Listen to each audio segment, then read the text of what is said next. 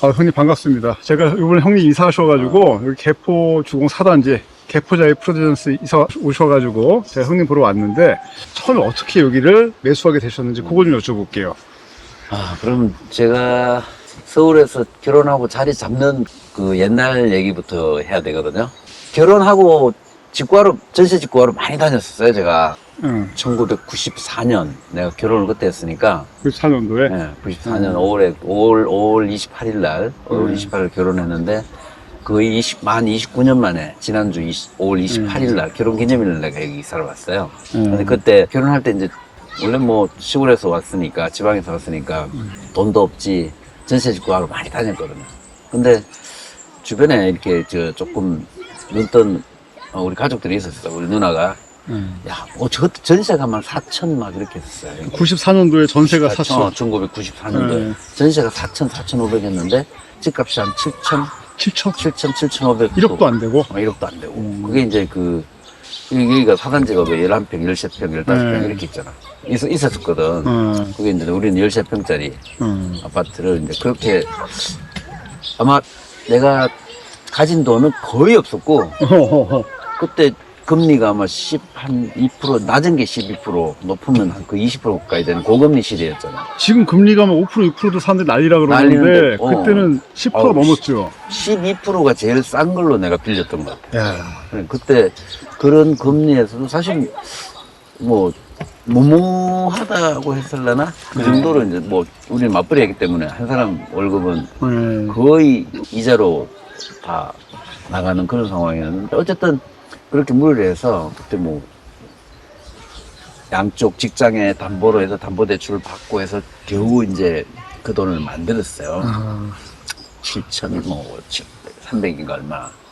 그래갖고 이제 무리해서 샀는데 이제 살다 보니까 뭐 그 원금이 조금씩 줄면 이자도 줄고 월급은 오르고 이렇게 하니까 이제 다 갚아지더라고요.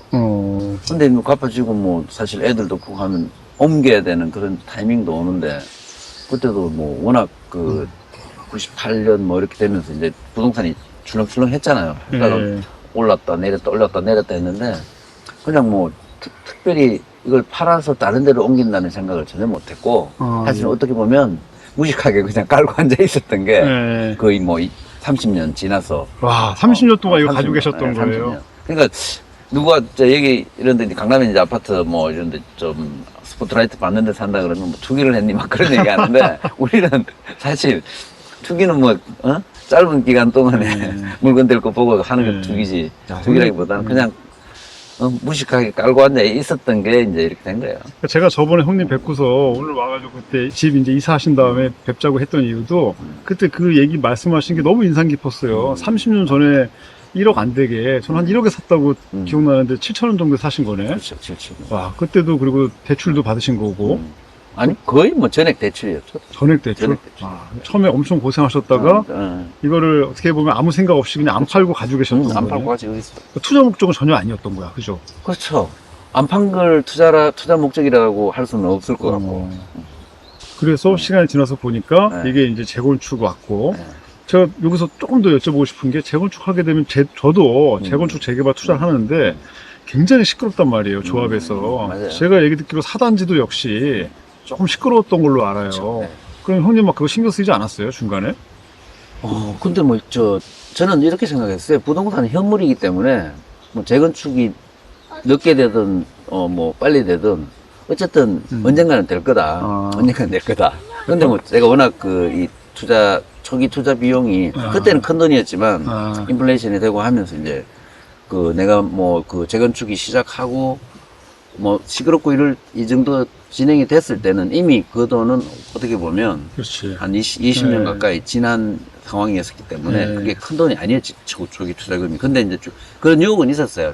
팔아서 뭐 조금 다른 데로 어떻게 재투자를 해야 되나 하는 그런 생각은 들었는데 그래도 이 동네에서 제가 이사를 한 번도 안 하고 30년을 살았기 때문에 그냥 있어보자. 있으면 뭐가 돼도 될 거다. 그러고 그냥 버틴 거죠, 그냥. 어떻게 보면 직장인 투자가의 거의 표본 같아요. 그냥 처음에는 좀 비싸게 사셨지만 대출이 부담됐지만 시간이 지날수록 뭐 대출 부담은 좀 줄어든 거고 또 금리도 또 많이 괜찮아졌고. 그렇죠. 금리도 내리고. 그리고 이사는 가셨지만 안 팔고 가신 거고. 그렇죠. 근데 뭐 애들이 크니까 넓은 집이 필요했는데 예. 넓은 집이 필요하니까 넓은 집으로 이제 전세로 가고 옮기면 이 동네에서 이제 옮기면서 전세로 옮기면서 조금 넓혀서 가서 살다가 이제 이렇게 온 거죠. 그리고 따지고 보니까 뭐 거의 1년에 1억씩 집값이 오른 그런 효과가 있더라고요. 그럼 다른 투자는 안 하셨어요?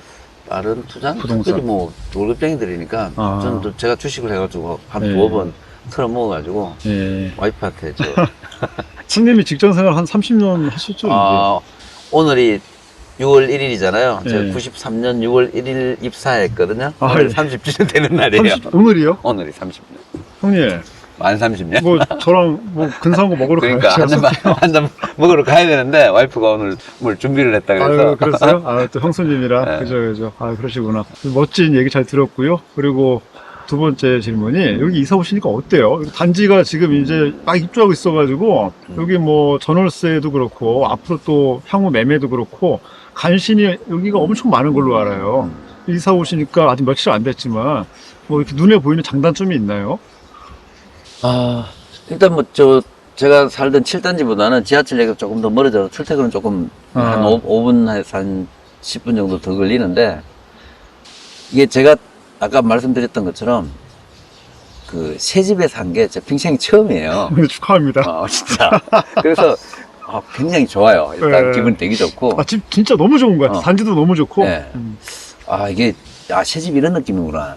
우리가 사실 뭐 아까 얘기했지만 버틴 건 팔고 뭐 좀 변두리로 새 집으로 갈 수도 있었는데 예. 좁은 집에 그냥 삶의 질을 포기하고 그냥 버틴 거 아니에요. 예. 그렇게 이제 오랜 시간 지내다가 새 집 오니까 이제 너무 딴 데 가기 싫다. 그렇죠. 퇴근하면 막 집에 빨리 가고 싶다. 막 이런 생각이 들어요. 그리고 단지가 진짜 뭐 조경도 그렇고 지금 커뮤니티도 그렇고 너무 좋아요. 딱 봐도 이 아파트가 네. 고급으로 지은 것 같아요. 아까 뭐 복도도 네. 그렇고. 그래서 아마 아까 말씀하셨지만 조금 노이즈가 재건축 과정에 있으면서 네. 최로 조합장이 바뀌고 예. 나서 아마 좀 투명성을 좀 가지고 굉장히 마무리를 잘 했던 것 같아요. 그래요. 저도 뭐 긴가민가하고 제가 사는 집에서 이게 재건축 땅 팔 때부터 다 봤거든요. 한 5년을. 예. 저게 제대로 지어질래나 싶은 우려도 있었는데 막상 입주를 하고 나니까 야, 너무 잘했다 입주를. 입주를 안 하고 전세 놓을 생각도 했었거든요. 예. 왜냐면 그렇죠. 뭐 한 10몇 억을 깔고 사는 것보단 그렇죠. 그걸 뭐 활용을 해서 조금 더 재정적으로 조금 도움되는 그런 생각도 했다가 우리 와이프가 이 커뮤니티를 보더니 그렇지. 제가 보니까 형수님이 여기 오고 싶어 하실 거야. 이 커뮤니티에 완전히 막 푹 빠져가지고 제 생각에 여기 그냥 쭉 사시면 될 것 같아요. 특히 뭐 개포 다른 단지도 좋지만 제가 4단지 너무 좋아하는 게 아까 교통이 조금 뭐 지하철이랑 멀다 그러셨지만 그래도 여기 4단지가 교통이 제일 나요. 맞아. 개포 이쪽에서 보면은. 그리고 뭐 대모산도 있고 양재천 가깝고 그러니까 잘 대치동도 가깝고 네. 뭐 여기서 코엑스도 그렇죠. 코엑스도 금방이고 심하면은 걸어갈 수도 있을 걸요. 산책 맞아요. 삼아서. 나 예전에 한번 그 투자 전문가 한 분이 부동산 투자 전문가 한 분이 그런 얘기를 한번 해서 아마 더 여기서 버텼는지도 몰라요. 수서역하고 예. 그 HDC 현대빌딩 그 예, 모니터하고 예, 맞습니다. 그 롯데하고 이 트라이앵글 예, 근처에 투자를 하라고. 예, 근데 뭐 나야 미리 이미 해놨으니까 예. 굳이 이제 더 막 획기적으로 예. 변화가 없으면 팔고 옮길 이유가 없었던. 그러니까 이게 제가 보면은 막 부동산 투자하려고 너무 샀다 팔았다 하는 것도 그렇게 좋지는 않아요. 그냥 저희 같은 성민이나 저 같은 직장인들은 그냥 쭉 직장 생활을 하면서 그렇죠. 이렇게 좋은 거 물건 가끔씩 사는 것도 그리고 또 안 파는 게 또 그게 신의 한 수였던 것 같고요. 그런 식으로 투자를 해도 괜찮을 것 같아요. 우리 부모님들이 그랬어요. 딴 건 몰라도 부동산은 사면 안 파는 게 버는 거다. 그런 말씀을 해주셨어요. 예. 부모님이 또 좋은 말씀 나누셨는데. 우리 돈은 별로 안 물려주셨는데 네. 그런 말씀들은 해주셨어요. 그렇죠. 지금 뭐 부동산 투자한다고 눈에 불을 켜고 노력하는 사람들이 많다고요. 지금 이제 지난 상승장에서 참여 못 해가지고 지금 이제 시장이 좀 안 좋으니까 요새 또 막 이제 부동산 투자하는 사람들이 많아요. 저 같은 직장인들도 그렇고 그런 후배들한테 혹시 뭐 조언 같은 거 제가 제 후배들한테 많이 얘기를 했었어요. 제가 여기 강남에 아파트 가지고 있다고 뭐 직장에서도 몇몇 친한 애들은, 형님 뭐 어쩌고저쩌고 이런 얘기를 해서, 근데 그 친구들한테 한 얘기가 있어요. 어쨌든 단기간에 어떤 그 수익을 목표로 해서 살라고 이렇게 이 동네를 막 쳐다보는 사람들한테는 하지 말라 그랬어요. 예. 왜 그러냐면 이게 물론 우상향이지만 단기간에는 이 상승 곡선을 못하면 묶여 있잖아. 그럼 자기 목적을 달성을 못하니까. 근데 그냥 장기적으로 보고 네가 여기서 안 되면 뭐 들어와서 산다는 생각으로 매수를 할 거면 하라고 했어. 내가 그 한두 사람 정도 소개해가지고 여기는 아닌데 이렇게 보성이나 이런 쪽에 지금 사가지고 굉장히 좀 상승 곡선을 타고 있는 후배들이 몇 명 있어요. 저는 그렇게 말씀드리고 싶어요, 사실은. 이게 뭐 부동산, 특히 이제 이 서울에서 부동산 투자가 단기 투자로 해서 투기 목적으로 간다는 거는 사실은 좀 저 입장에서는 아니라고 봐요. 근데 저도 이제, 동의합니다. 그냥 장기 투자로 정말 길게 보면서 맞아요. 투자하다가 이제 뭐 단기 투자가 되는 건 오케이. 근데 기본적으로는 부동산 장기 투자니까. 형님 하여튼 시간 내주셔서 너무 감사하고. 아유, 고맙습니다. 바쁜 그릇에.